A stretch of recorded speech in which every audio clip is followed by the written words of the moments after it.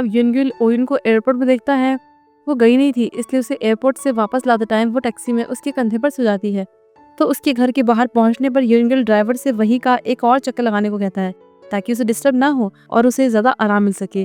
तब उसे एयरपोर्ट पर हुई उनकी बातचीत याद आती है, जिसमें उसने ओयुन से पूछा था कि क्यों ना हम डेट पर जाएं, भले ही वो कोई भी हो, उससे कितनी बड़ी क्यों ना हो।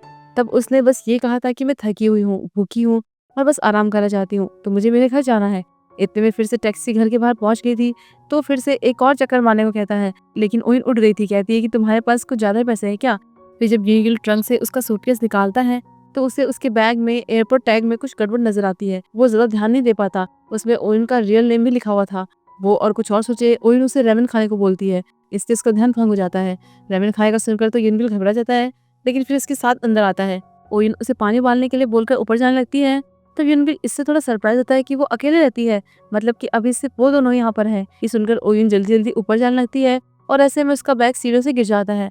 तब एक एयरपोर्ट बाहर गिर जाता है। अब युनगिल उसे देखे उससे पहले ओयुन फटाफट से नीचे आकर उसे पैर से छुपा लेती है और उसे अपना बैग ऊपर रखकर आने को बोलती है ताकि वो इस पर ध्यान न दे। कमरे के अंदर जाकर युनगिल को ओयुन की एंग्जाइटी पिल मिलती है, तो वो उस डिब्बे को ही जेब में रख लेता है और जब वो ओयुन की चीख सुनता है तो फटाफट से नीचे भागता है।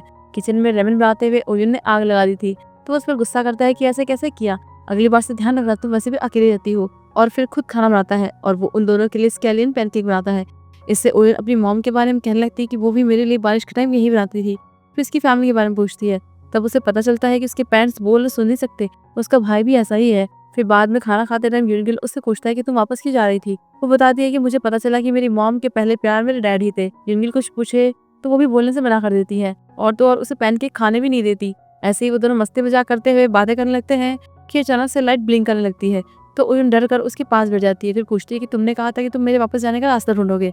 वो कहता है हाँ बिल्कुल, मैं तुम्हारी हेल्प करूंगा, पर मैं चाहता हूँ कि इसमें टाइम लगे क्योंकि मैं तुम्हारे साथ ज्यादा टाइम स्पेंड करना चाहता हूँ। ये सुनकर वो चौंक जाती है।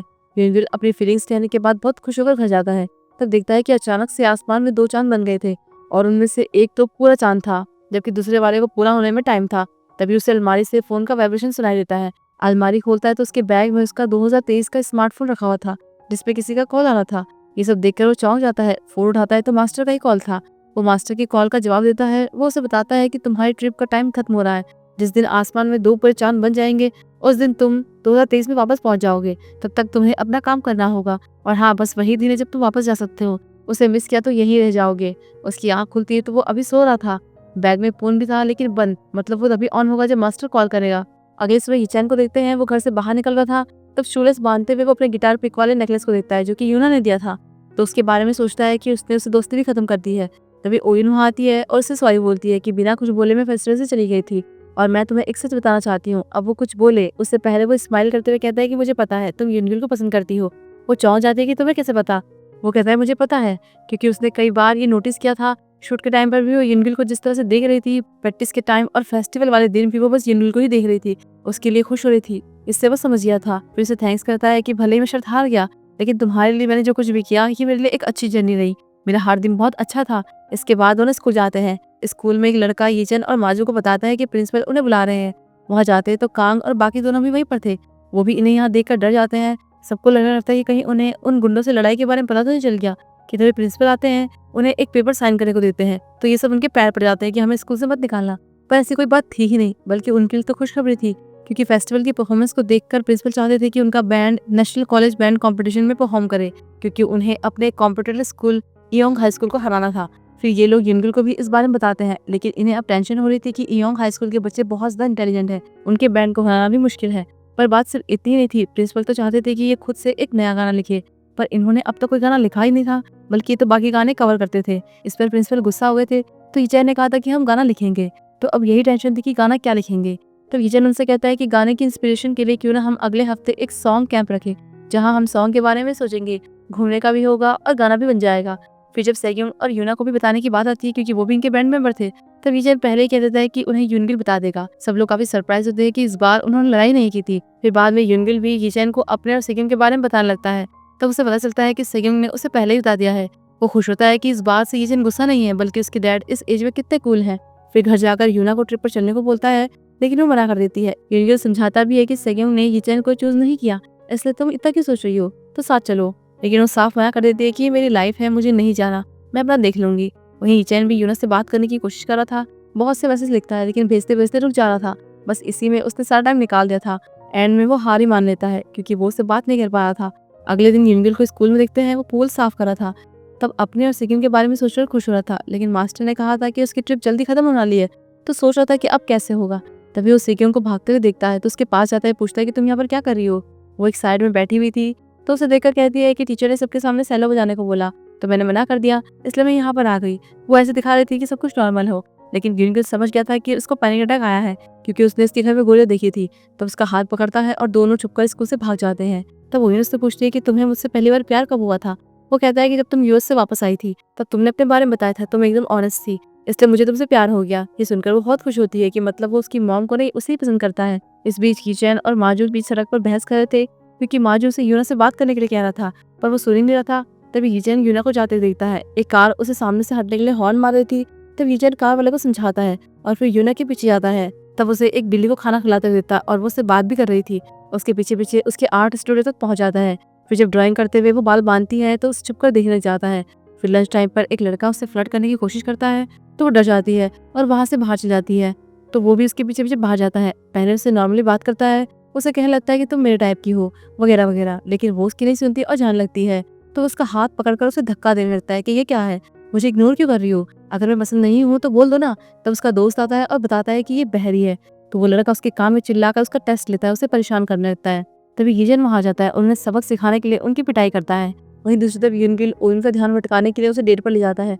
दोनों दिन भर घूमते हैं, गेम खेलते हैं। फिर मौका देखकर वो उसे पिल्स की बोतल दिखाकर कहता है कि मैं तुम्हें देना भूल गया था, तो बताओ तुम्हें इसकी क्या जरूरत पड़ गई। तब वो बताती है कि उसकी बेस्ट फ्रेंड ने सुसाइड कर लिया था। उसकी मौत पर शोक मनाने के बजाय उसकी मॉम ने सेलो बजाने के लिए मजबूर किया। इससे उस पर बहुत बुरा असर हुआ, उसे पैनिक अटैक आने लगे। इस वजह से कुछ टाइम तक तो सुनाई देना ही बंद हो गया था। उधर गिचन ने उन लड़कों की पिटाई की थी तो उन लड़कों के साथ साथ इसे भी पुलिस ने पकड़ लिया था। तब पुलिस यूना से बात करने की कोशिश करती है, उसे अपने पेरेंट्स को फोन करने के लिए कहती है। वहीं वो लड़का फिर कहने लगता है कि ये तो बहरी है, सुन नहीं सकती। तो ईचैन उस पर गुस्सा करता है कि तभी उसकी दादी वहां पहुंच जाती है। उन्हें सब पता चल गया था। वो ईचैन और यूना को यहाँ से आसानी से ले जाती है क्योंकि एक तो यहाँ के जो पुलिस चीफ थे उन्हें दादी जानती थी, वो उनके गेस्ट हाउस में रहते हुए ही ऑफिसर बने थे। तब उसकी दादी ने उनकी बहुत हेल्प की थी, इसलिए उन्होंने अपना बदला चुकाया। और दूसरा दादी को एक विटनेस मिल गया था जिसने सब होते हुए देखा था, लेकिन विटनेस के बारे में उन्होंने झूठ बोला ताकि पुलिस उसे छोड़ दे, और उन्होंने सच में छोड़ भी दिया। फिर बाहर आकर दादी इशारों से यूना को उनके साथ खाना खाने के लिए कहती है, लेकिन वो मना कर देती है और टैक्सी में चली जाती है। ये चैन जिस तरह से उसे जाते हुए देख रहा था, उससे दादी समझ आती है कि उसके मन में यूना के लिए फीलिंग्स है। फिर जब दोनों घर पहुंचते तो दादी ईचन से पूछती है कि तुम उसे पसंद करते हो ना, वो सुंदर तो है, लेकिन फिर ये भी कहती है कि अगर तुम्हें उस पर दया है, इस वजह से ऐसा है, तो ठीक नहीं है, क्योंकि आगे तुम उसे कभी हर्ट करोगे तो इससे अच्छा है कि इसे शुरू मत करो। वहीं यूनगिल ओइन को घर छोड़ देता है। उसे कहता है कि मैं तुम्हारे दर्द को जज नहीं कर सकता, ना ये बता सकता हूँ कि वो कितना बड़ा है, लेकिन तुम्हें इसे एक्सेप्ट करना होगा। जब भी तुम्हें कुछ ऐसा फील हो, तुम्हें अकेला लगे, मैं चाहता हूँ कि तुम उन पिल्स को ना लो, उसके बजाय तुम मेरे बारे में सोचो, मैं तुम्हारी वो पिल्स बनना चाहता हूँ। फिर घर जाते हुए उसे ईचैन का मैसेज मिलता है। वो जल्दी से उसके पास जाता है। पहले तो उसके फेस पर चोट देखकर डर जाता है कि क्या हुआ, पुलिस स्टेशन में क्या कर रहे थे, लेकिन ईचैन उसे डांटता है कि तुम किस बात की जॉब कर रहे हो, तुम्हें बस पैसे से मतलब है, यूना की चिंता नहीं है, वो फेस्टिवल में नहीं आए, सॉन्ग कैंप में नहीं चल रही है, तुम्हें कोई फर्क नहीं पड़ता, वो खतरे में थी और उसे तुम्हारी जरूरत थी, तब तुमने उसे छोड़ दिया। फिर वो उन लड़कों को पीटने और उन्हें सबक सिखाने का फैसला करता है। उधर यूना को यूनगिल से एक जरूरी मैसेज मिलता है जो उसे स्टूडियो में बुलाता है कि ईचैन मुसीबत में है। वो फटाफट से वहां जाती है तो ईचैन वहां अकेला था। वो साइन लैंग्वेज में उसे सॉरी बोलता है कि अगर मैं बुलाता तो तुम नहीं आती, इसलिए यूनगिल से कहा। फिर नोटपैड के जरिए उससे बात करता है, कहता है कि तुमने कहा था कि हम फ्रेंड्स बन सकते हैं, तुमने कहा था तुम मुझे पसंद करती हो, लेकिन फिर मेरे दिल में जगह बनाने के बाद तुम ऐसे पीछे कैसे हट सकती हो, फेस्टिवल में नहीं आई और कैंप में भी नहीं जा रही हूँ, क्यों, मैं तुम्हारे लिए एक गाना गाना चाहता था लेकिन तुम फेस्टिवल में नहीं आई, यानी कि उस दिन वो गाना उसने यूना के लिए गाया था, इसलिए अब यहाँ पर वो उसके लिए वही गाना गाता है। वो उसे आसानी से समझ पाए तो साइन लैंग्वेज का यूज करता है, अपनी फीलिंग्स कन्फेस करता है, इससे वो भी इमोशनल हो जाती है, उसे गले लगा लेती है। तब यूनगिल उन्हें ऐसे साथ में देखकर बहुत खुश होता है। अब अगले दिन सब ट्रिप में जाने के लिए पहुंचते हैं। तब यूनगिल और सेकिम को साथ देकर सबको झटका लगता है, और जब यीचैन और यूना को साथ देते हैं तो शॉक में चले जाते हैं कि ये कब हुआ और कैसे हो गया, उन्हें तो इसकी कोई खबर ही नहीं थी। इसके बाद उनकी ट्रेन आती है तो फिर ट्रेन में चढ़ जाते हैं। तब ओयन यूनगिल से कहती है कि अब तुम्हें अपना प्रॉमिस निभाना है, मेरे साथ रहना है, जितना हो सके उतना। मैंने अपनी मॉम के लिए मरने के बारे में सोचना छोड़ दिया है, इसलिए मैं अब अपनी लाइफ जीना चाहती हूँ, मजे करना चाहती हूँ। फिर वो वॉशरूम जाती है। तब यूनगिल का फोन बजने लगता है, पर फोन कट गया था क्योंकि सिग्नल नहीं थे, तो वो सिग्नल ढूंढने के लिए चला जाता है। उधर ओयन को भी अपने बैग से अपना पुराना फोन मिलता है, जबकि उसने तो उसे फेंक दिया था। ये देखकर वो चौंक जाती है कि तभी मास्टर का कॉल आता है। वो बताता है कि यहाँ पास्ट में उसका भी टाइम खत्म हो रहा है, जल्दी ही उसे भी आसमान में 2 चांद दिखाई देंगे। तो उसे भी वापस जाने की तैयारी करनी चाहिए, नहीं तो वो भी हमेशा के लिए यहीं कैद हो जाएगी। और ये भी बताता है कि उसने उसके लिए एक हेल्पर भेजा है जो उसकी तरह ही टाइम ट्रेवलर है। वे जब उसके बारे में पूछती है तो फोन कर जाता है क्योंकि उसका भी सिग्नल चला गया था।